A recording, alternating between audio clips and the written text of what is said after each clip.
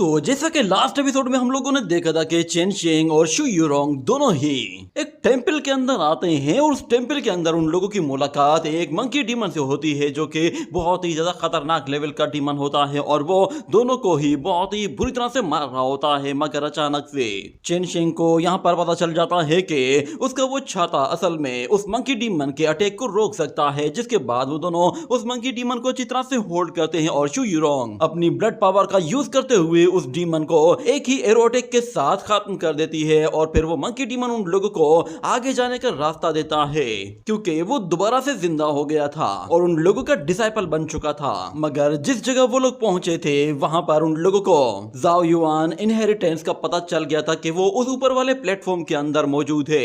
इतने में वहां पर डीमन क्लान के लोग भी पहुंच गए थे और वो लोग शू यूरोंग और चेन शेंग को देख लेते हैं और वो इस बात को लेकर काफी हैरान होते हैं कि ये लोग हमसे पहले कैसे पहुंच गए। मगर यहाँ पर चेन शेंग कह रहा होता है कि इस जगह को देखकर अब मुझे पूरा यकीन हो गया है कि यही ज़ू युआन इनहेरिटेंस है।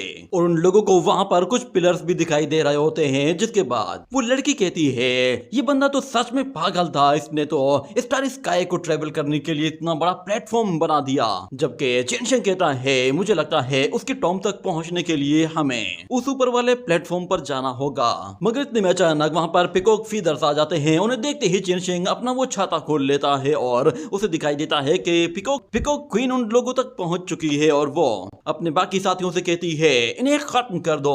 ये सुनते ही एल्डर शू अपने उस इंस्ट्रूमेंट के साथ बहुत ही पावरफुल एनर्जी वेव रिलीज करना शुरू कर देता है और दूसरी तरफ उनकी जो एनर्जी होती है वो ज़ू युआन प्लेटफॉर्म पर एब्जॉर्ब होना शुरू हो जाती है। जबकि चेन शेंग और शू यूरोंग दोनों ही उन डीमंस का मुकाबला करते हुए अपने आप को न सिर्फ बचा रहे होते हैं बल्कि उन पर काउंटर अटैक्स भी कर रहे होते हैं। मगर उन लोगों की एनर्जी की वजह से वो प्लेटफॉर्म पूरी तरह से चार्ज हो जाता है और उसकी एनर्जी सीधा ऊपर वाले प्लेटफॉर्म से जाकर हिट करती है, जिससे वहां पर ज़ू युआन इनहेरिटेंस की एक की अपीयर हो जाती है। उस की के अपीयर होने के बाद सब लोग उसे हासिल करने के लिए फौरन से उसके पीछे दौड़ना शुरू कर देते हैं। मगर यहाँ पर उन लोगों के बीच में लड़ाई शुरू होती है क्योंकि सब लोग की को हासिल करना चाहते थे और सब लोगों को मालूम था कि सिर्फ और सिर्फ यही एक की है जिसके जरिए वो लोग ऊपर वाले प्लेटफॉर्म तक जा सकते हैं। और चेन शेंग यहाँ पर शू यूरोंग को मौका देता है वो आगे चली जाए, इसके लिए वो बाकी डीमंस को अकेला ही रोकने के लिए तैयार हो गया था। मगर जहां तक बात चेन शेंग की पावर की है वो अकेला पिकॉक क्वीन का मुकाबला नहीं कर सकता, ना ही वो बाकी डीमंस को अकेला रोक सकता है। इसके लिए शू यूरोंग अपने एरो के जरिए उसकी मदद करने की कोशिश करती है और वो वहां उन लोगों को अपने एरोस से निशाना भी बनाती है। मगर वो लोग उसके एरोस को बहुत ही आसानी से डॉज कर रहे होते हैं और एल्डर शू उस की को हासिल करने के लिए तेजी से उसकी तरफ आगे बढ़ता है, जिसके बाद शू यूरोंग दोबारा से उस पर निशाना लगाती है। मगर सामने से पिकॉक क्वीन उसके अटैक को फौरन से डिस्ट्रॉय कर देती है, जिसके बाद एल्डर शू उस की तक पहुंच जाता है। ये देखकर सब लोग काफी ज्यादा सरप्राइज हो गए थे, जबकि एल्डर शू कहता है कि ये की फाइनली मेरे एम्परर की होगी। मगर देखते ही देखते अचानक वो की वहां से गायब हो जाती है और हमें उस की जगह पर एक बहुत ही बड़े एंशिएंट बीस्ट को अपीयर होते हुए दिखाया जाता है जो कि बड़े बड़े विंग्स के साथ आता है और कहता है कि किसकी इतनी हिम्मत हुई जो कि मेरे मास्टर की टॉम के पास आया है। वो एंशिएंट बीस्ट इतना खतरनाक होता है कि एल्डर शू के ऊपर एक जोरदार लाइटनिंग गिराकर उसे जख्मी कर देता है। इतना कहने के बाद वो वहां पे मौजूद सारे के सारे लोगों पर अटैक्स करना शुरू कर देता है, जिसकी वजह से वो सब लोग अपनी जान बचाकर यहाँ वहां भागना शुरू कर देते हैं। और पिकॉक क्वीन कहती है चाहे कुछ भी हो जाए मैं वो इनहेरिटेंस हर हाल में हासिल करके रहूंगी। ये कहते हुए वो अपना एक फेदर बाहर निकालती और कहती है कि अब मैं ये इनहेरिटेंस हासिल करूंगी तो फिर उसके बाद मैं पूरी ह्यूमन रेस को ही मिटा दूंगी। ये कहकर वो फौरन से उस एंशिएंट बीस्ट से लड़ने के लिए चली जाती है, जबकि यहाँ पर चेन शेंग वो शू यूरोंग से कहता है कि मैं इन लोगों को हैंडल करूंगा, तुम फौरन से वो की हासिल करने की कोशिश करो। ये देखते ही शू यूरोंग अपना एरो बाहर निकाल लेती है और दूसरी तरफ जो डीमंस अटैक कर रहे होते हैं उन्हें रोकने के लिए यहाँ पर चेन शेंग वो अपने अम्ब्रेला का इस्तेमाल करता है और एक बार में ही सारे अटैक्स को रोक लेता है। जिसके बाद वो डीमंस शू यूरोंग से कहते हैं कि तुम्हें क्या लगता है कि तुम अपने जूनियर को पीछे छोड़ जाओगी तो वो हमसे बच जाएगा। मगर यहाँ पर चेन शेंग वो अपने ड्रैगन फॉर्म में ट्रांसफॉर्म हो चुका चुका होता है और पिकॉक क्वीन वो उस एंशिएंट बीस्ट के चारों तरफ गोल गोल घूमते हुए उस सील को पकड़ने की कोशिश कर रही थी जो कि उस एंशिएंट बीस्ट के पास मौजूद थी। मगर वो एंशिएंट बीस्ट सिर्फ और सिर्फ पिकॉक क्वीन के ही पीछे पड़ा हुआ था, जिस पर वो कहती है कि आखिर तुम सिर्फ मेरे पीछे क्यों पड़े हो, जबकि ऊपर से शू यूरोंग अपने एरो के साथ अटैक करने के लिए पूरी तरह से तैयार थी। और एल्डर शू जैसे ही एक एनर्जी वेव रिलीज करता है तो चेन शेंग अपने आप को उससे बाल बाल बचाता है और वो सारे के सारे डीमंस फिर एक साथ ही उसके ऊपर टूट पड़ते हैं और एक के बाद एक अटैक करना शुरू कर देते हैं। वो लोग अपने पावरफुल वेपन्स को भी यूज करते हैं, जिनमें से एक तो उनका वो बहुत ही खतरनाक घोस्ट पोर्ट था, उसमें से भी बहुत पावरफुल एनर्जी अटैक्स गिर रहे होते हैं, मगर चेन शेंग उन्हें भी डॉज कर रहा होता है। जिसके बाद वो जाते ही एल्डर शू पर अपनी सोर्ड स्ट्राइक के जरिए उसे उड़ाकर दूर फेंक देता है और पीछे वाले मौजूद डीमन जनरल्स वो आपस में ही एक दूसरे से बात करते हैं और एक डीमन जनरल कहता है कि तुमने मुझे सिर्फ 3 मूव सिखाए थे और लगता है कि इस बंदे ने मेरे तीनों मूव अच्छी तरह से सीख लिया है, अब बारी है अपने नेक्स्ट मूव की। और वो लड़की उससे कहती है चेन शेंग तुम जितने ज्यादा स्किलफुल होगे तुम्हें उतनी ही ज्यादा दर्दनाक मौत मिलेगी। और एल्डर शू कहता है मैं इस लड़के को मारने में तुम लोगों की मदद करूंगा। जबकि हमें दिखाया जाता है कि वो दोनों ही जनरल्स फौरन से अपने आप को ट्रांसफॉर्म करना शुरू कर देते हैं। उन दोनों की बॉडीज के चारों तरफ एक पावरफुल आर्मर आ जाता है, जिससे उनकी पावर और भी ज्यादा बढ़ जाती है और वो अब अपने मैक्सिमम लेवल तक आ गए थे। पर यहाँ पर चेन शेंग वो अपनी स्वॉर्ड बिल्कुल सीधे की हुई होता है और उन्हें रोकने के लिए भी पूरी तरह से तैयार था। जिसे ही वो लोग उस पर अटैक करना शुरू कर देते हैं तो चेन शेंग अपना छाता भी इस्तेमाल करता है और अपनी स्वॉर्ड भी। उसे उन लोगों को मारना नहीं था बल्कि उन लोगों को ज्यादा से ज्यादा होल्ड करना था ताकि शू यूरोंग उस की तक पहुंच सके। मगर यहाँ पर शू यूरोंग तो उस क्वीन के साथ फाइट कर रही होती है, जिस पर पिकॉक क्वीन कहती है कि एक मर्तबा मैं तुम्हें मार दूं उसके बाद मैं तुम्हारे उस लवर को भी मार दूंगी। ये सुनकर शू यूरोंग को एक झटका सा लगता है, मगर वो एंशिएंट बीस्ट कहता है कि तुम दोनों लड़कियां पागल हो, तुम लोग भूल गए हो कि मैं भी हूं यहाँ पे। इतना कहने के साथ वो thunder storm heavenly punishment lightning को समन कर लेता है और हर एक चीज के ऊपर वो लाइटनिंग गिराना शुरू कर देता है। जिसके बाद चेन शेंग कहता है कि उन लड़कियों की वजह से उस एंशिएंट बीस्ट ने अपनी फुल पावर को अनलीश कर दिया है, मगर उसकी वजह से उसने अपना पूरा का पूरा डिफेंस वीक कर दिया है, यानी कि उस पर अटैक करने का यही सबसे बेस्ट टाइम है। ये सुनते ही वो दोनों की दोनों लड़कियां उस पर अटैक करने के लिए अपनी फुल पावर को एक बार में ही यूज करने का डिसाइड करती हैं और पिकॉक गर्ल वो ट्विन स्लैश अटैक रिलीज करती है जो कि उस डीमन के दोनों तरफ से आकर उसे हिट करने वाले थे, मगर उसका वो बैरियर बहुत ही स्ट्रांग होता है और दोनों साइड से अटैक्स को रोक लेता है। मगर शू यूरोंग यहाँ पर अपनी ब्लड पावर को यूज करते हुए दोबारा से अपने उस एरो को पूरी तरह से चार्ज करती है और जैसे ही वो एरो रिलीज करती है तो वो ना सिर्फ उस बैरियर को तोड़ता है बल्कि उस बीस्ट को भी एक ही झटके में खत्म कर देता है, जिसकी वजह से वो एंशिएंट बीस्ट दोबारा से उस की के अंदर एब्जॉर्ब हो जाता है और वो लोग उस की को हासिल करने के लिए दोबारा से उसके ऊपर झपटने की कोशिश करते हैं। मगर इस मर्तबा सबके सब लोग एक बार में ही उस सील पर झपट पड़े थे, तो इसीलिए अब किसी को भी मौका नहीं मिल रहा था कि वो उस सील को हासिल कर सके। अगर कोई एक बंदा सील के करीब पहुंचता है तो दूसरा बंदा अपने वेपन के जरिए या फिर किसी भी तरह उस सील को पहले वाले बंदे से दूर हटा देता है। इसी तरह चेन शेंग भी ट्राई करता है, मगर उसे भी कोई भी शख्स उस सील तक पहुंचने नहीं दे रहा था, मगर चेन शेंग भी किसी को उस सील को हासिल करने नहीं दे रहा था। ये यहाँ पर कुछ देर तक यही धमाक चौकड़ी चल रही होती है और चेन शेंग एक फॉर्मेशन के जरिए उस सील को पकड़कर अपनी तरफ खींच लेता है, जिसकी वजह से वो सील फौरन से उसके हाथ में आ जाती है और वो उसके जरिए हवा में ऊपर चला जाता है और शू यूरोंग की तरफ हाथ आगे बढ़ाता है। तो शू यूरोंग वो फौरन से यहाँ पर पिकॉक गर्ल को जोर से धक्का देकर पीछे धकेल देती है और यहाँ अपने विंग्स के जरिए चेन शेंग तक पहुंचने की कोशिश करती है और उसके करीब जाते ही अपने विंग्स को गायब करके फौरन से उसकी बाहों में आ जाती है और वो लोग नीचे उन लोगों की तरफ देखते हैं तो पिकॉक गर्ल उन लोगों पर बहुत ही ज्यादा एनर्जी अटैक्स करना शुरू कर देती है। ये देखते ही चेन शेंग उस सील को एक्टिवेट कर लेता है, जिससे वो लोग उन अटैक्स को डॉज करते हुए फौरन से ऊपर वाले प्लेटफॉर्म के अंदर चले जाते हैं। और अगले सीन में हमें दिखाया जाता है कि वो लोग जब उस प्लेटफॉर्म के अंदर आते हैं तो सबसे पहले वो लोग एक बड़े से पूल के पास आकर लैंड करते हैं, जहां पर वो दोनों अपने आसपास देखते हैं तो वो लोग कहते हैं कि शायद यही जुओ युआन इनहेरिटेंस है। मगर यहाँ पर शू यूरोंग काफी ज्यादा कमजोर पड़ गई थी, जिसकी वजह से उसे चक्कर आ जाते हैं और वो नीचे गिरती है। तो चेन शेंग उसे फिर से संभालता है और कहता है कि तुम्हें क्या हुआ है। तो वो लड़की कहती है कुछ नहीं, बस मैं काफी ज्यादा थक गई हूँ। मगर चेन शेंग उसकी पल्स को चेक करता है तो उसे पता चलता है कि उसकी ब्लड लाइन वो फिर से एक्टिवेट हो गई है और उसके अंदर पॉइजन भी बहुत तेजी से फैल गया था। यही वजह है कि वो अब बेहद कमजोर हो चुकी है और शायद दोबारा खड़ी भी नहीं हो पाएगी। मगर उसे याद आता है कि शू यूरोंग ने अपनी ब्लड लाइन को कुछ देर पहले ही एक्टिवेट किया था उस एंशिएंट बीस्ट को मारने के लिए, जिस पर वो उस लड़की पर गुस्सा होते हुए कहता है कि आखिर तुमने ऐसा क्यों किया? मैंने तुम्हें मना भी किया था कि तुम्हें ऐसा नहीं करना। तुम सच में बहुत ही ज्यादा लापरवाह हो। तुमने अपने ब्लड एसेंस को पूरी तरह से खत्म कर दिया है। जिस पर शू यूरोंग कहती है ये मेरी रिस्पॉन्सिबिलिटी थी, इसीलिए मुझे ये करना ही था। भले ही मैं बेवकूफ हूँ, मगर वैसे भी एक दिन तो मुझे मरना ही था और अगर मैं मर भी गई तो भी मुझे कोई अफसोस नहीं होगा, क्योंकि तुम तो जिंदा रहोगे और तुम्हें जिंदा देखकर ही मैं काफी खुश हूँ। और इस इनहेरिटेंस को हासिल करने के बाद तो तुम और भी ज्यादा हाई लेवल पर चले जाओगे।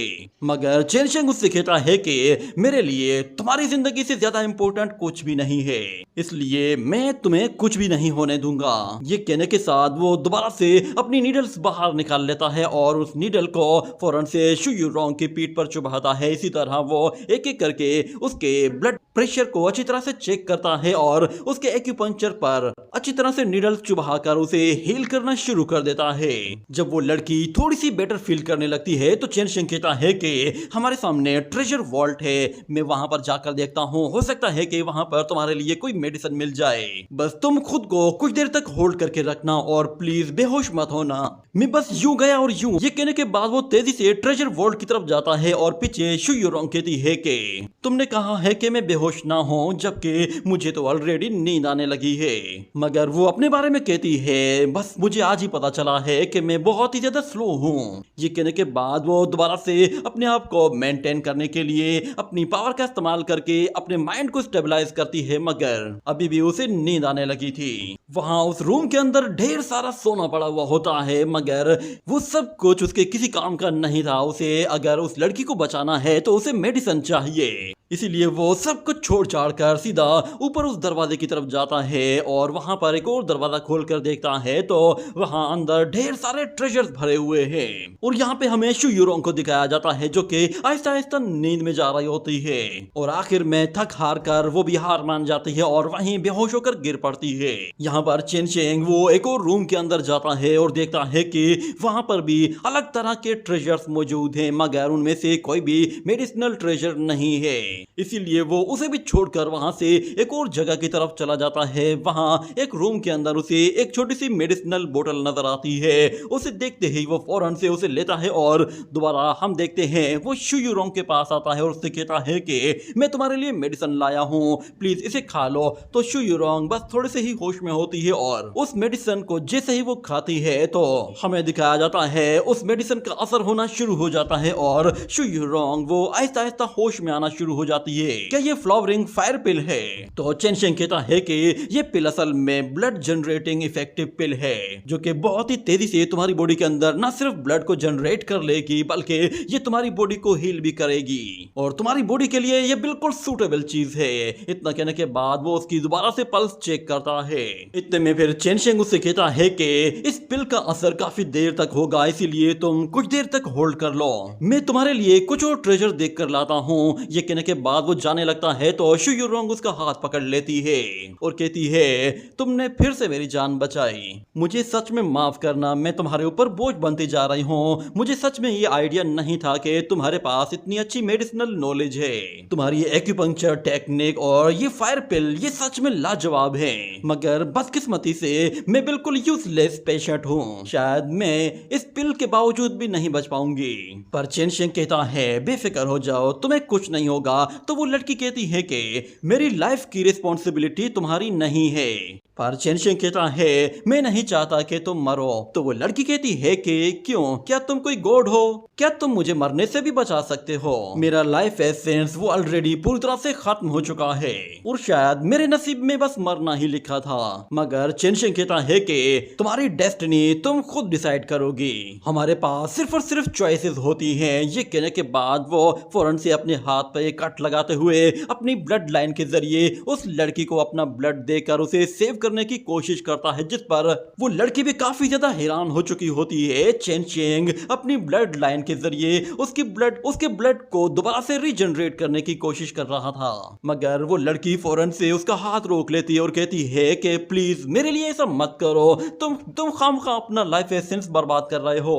मगर चेनशिंग वो उस ब्लड को उस नीडल के जरिए उसके हाथ में इंजेक्ट करने की कोशिश करता है और फिर उसे जोर से गले लगा लेता है, जिस पर शू यूरोंग को बिल्कुल का झटका सा लगता है कि अचानक से ये क्या हुआ। मगर वो इसके लिए भी काफी खुश थी क्योंकि अंदर ही अंदर वो भी चेनशिंग को पसंद करने लगी थी और वो चेनशिंग को एक्सेप्ट करने के लिए भी पूरी तरह से तैयार थी। आहिस्ता आहिस्ता उस लड़की को अपनी पुरानी मेमोरीज याद आना शुरू हो जाती हैं जो कि उसने चेनशिंग के साथ गुजारी थी। चेनशिंग ने हर जगह हर मोड़ पर उसका साथ दिया, यहाँ तक कि वो उसके साथ पूरी तरह से लॉयल रहा और हर मुश्किल सिचुएशन से उसे बाहर भी निकाला, यहाँ तक कि उसकी बॉडी से पॉइजन को निकालकर उसे मौत के मुंह से बाहर निकाल कर लाया था। यानी कि शू यूरोंग का जो ये लाइफ एंड डेथ का एक्सपीरियंस था वो सिर्फ और सिर्फ चेनशिंग की वजह से ही इतना अच्छा बन पाया था।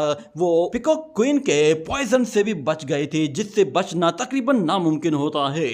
चेनशिंग के मेडिसिनल स्किल्स की वजह से वो अभी तक जिंदा थी, इसीलिए ये लाइफ अगर उसके पास थी तो सिर्फ और सिर्फ चेनशिंग की वजह से थी।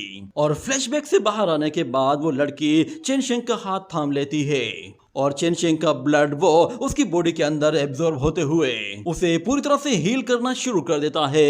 आहिस्ता आहिस्ता उस लड़की की बॉडी के अंदर वो ब्लड जाता जा रहा होता है और उसका लाइफ एसेंस इंक्रीज होता जा रहा था, जिससे वो दोबारा से बिल्कुल अपनी परफेक्ट पोजीशन पर आ चुकी होती है। और दोनों ही एक दूसरे के इतना करीब आ चुके होते हैं कि अब बीच में सिर्फ और सिर्फ उनके शादी करने की ही जगह खाली रह गई थी। जिसके बाद सीन शिफ्ट होता है और हम अगले सीन में देखते हैं कि चेनशिंग उसके बराबर में बैठ जाता है और उससे कहता है कि मैंने असल में तुमसे झूठ कहा था। तो शू यूरोंग कहती है झूठ? किस तरह का झूठ? तो चेनशिंग कहता है कि मैंने तुमसे ये झूठ कहा है कि मेरा किसी के साथ कोई रिलेशन नहीं, बल्कि मैं ऑलरेडी एंगेज हूँ। ये सुनकर वो लड़की कहती है आखिर ये बात अब बताने का क्या रीजन है? तो चेनशिंग कहता है मैं अपनी एंगेजमेंट को पहले से ही खत्म करना चाहता हूँ और यहाँ से जाने के बाद सबसे पहला काम मैं यही करूंगा। तो शू यूरोंग कहती है आखिर तुम उस लड़की से शादी क्यों नहीं करना चाहते? तो चेनशिंग कहता है कि वो लड़की असल में मेरे एरिया में बहुत ही ज्यादा फेमस है और लोग उसे अपना प्राउड समझते हैं, जिसकी वजह से वो लड़की काफी एरोगेंट है और उसके पास काफी अच्छी पोजीशन भी है, इसीलिए वो अपने से कमजोर और नीचे लेवल के लोगों को आराम से हैंडल करना जानती है और शायद उसने भी मुझे अपने मकसद के लिए यूज किया है। तो शू यूरोंग कहती है फिर इसका मतलब ये हुआ कि वो लड़की तुम्हें कुछ भी नहीं समझती। और फिर वो दिल ही दिल में कहती है ये लड़का इतना ज्यादा टैलेंटेड है, आखिर वो बेवकूफ लड़की इसे कैसे ठुकरा सकती है?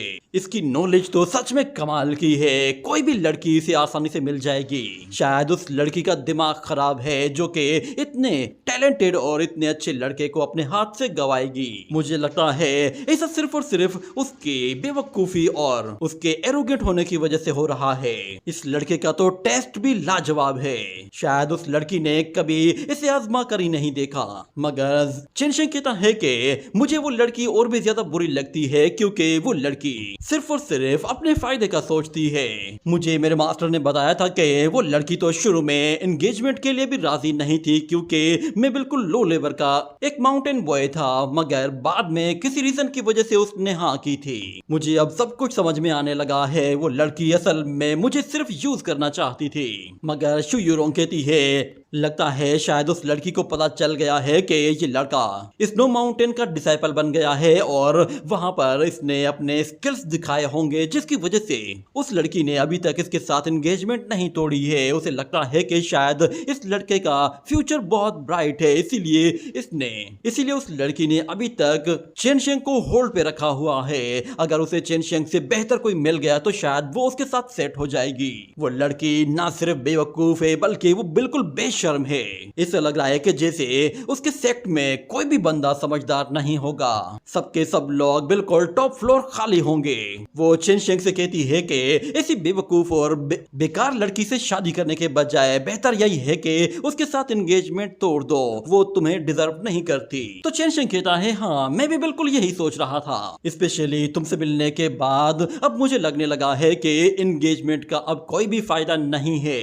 मगर वो लड़की फिर चेन शेंग को बताती है कि मैंने भी तुमसे एक बात छुपाई है, मेरी भी एंगेजमेंट हो चुकी है। ये सुनकर चेन शेंग थोड़ा सा उदास हो जाता है, मगर वो लड़की कहती है कि मैं इस एंगेजमेंट से बिल्कुल भी खुश नहीं हूँ, मैं इस एंगेजमेंट को तोड़ना चाहती हूँ। बल्कि ये बात तो तुम कंफर्म समझ लो कि मैं उससे कभी भी शादी नहीं करूंगी। ये सुनकर उसके चेहरे पर हल्की सी स्माइल आती है तो शू यूरोंग कहती है तुम इतना मुस्कुरा क्यों रहे हो? जिस पर चेन शेंग कहता है कि नहीं कुछ नहीं, बस ये बताओ कि तुम्हारा वो मंगेतर किस टाइप का है। तो शू यूरोंग उसे बताती है मैं उसे ज्यादा जानती तक नहीं हूँ, यहाँ तक कि उसके बड़े होने के बाद तो मैंने उसे कभी देखा भी नहीं है। हम लोग सिर्फ और सिर्फ बचपन में एक दूसरे से बात किया करते थे और कभी कभी एक दूसरे से मिल लिया करते थे, मगर उसके बाद से मेरी ना कभी उसके साथ बात हुई ना मुलाकात। मुझे तो ऐसा लगता है कि शायद वो अब तो इस दुनिया में एग्जिस्ट ही नहीं करता।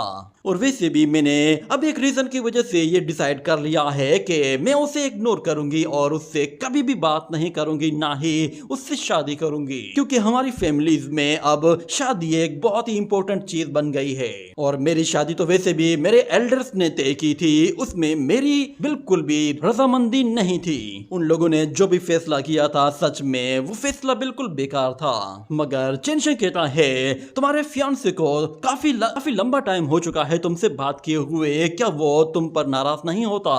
तो वो लड़की कहती है नहीं, मुझे तो ऐसा लगता है कि शायद उस लड़के ने मेरी खातिर खुद को बदला तक नहीं है, शायद अब तो वो पहले से भी ज्यादा बुरा बन चुका होगा। मगर मुझे ये चीज तो एक्सेप्ट करनी ही पड़ेगी कि उसके अंदर जरूर कुछ ना कुछ खास एबिलिटीज होंगी, मगर उसके बावजूद भी उसमें बहुत सारी बुराइयां भी हैं जिसकी वजह से उसे एक्सेप्ट नहीं किया जा सकता।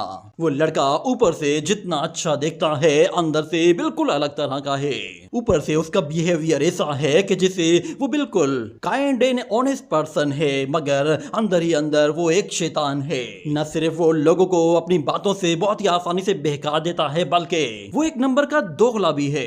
ये सुनकर चेन शेंग कहता है फिर तो वो लड़का बिल्कुल भी भरोसे के लायक नहीं है। मगर शू यूरोंग कहती है अभी तो और भी बहुत बातें हैं। मैंने सुना है वो लड़का तो इतना मौका परस्त है कि जब भी उसे कोई मौका मिल जाए वो लड़कियों के साथ ठरकपन दिखाने में देर नहीं करता और बड़े बड़े पावरफुल मास्टर से फेवर मांगने के लिए भी उसे जरा सी भी शर्म नहीं आती, वो खुद ब खुद ही उनके पास चला जाता है। और कुछ बातें तो ऐसी हैं कि मुझे बताते हुए भी शर्म आती है।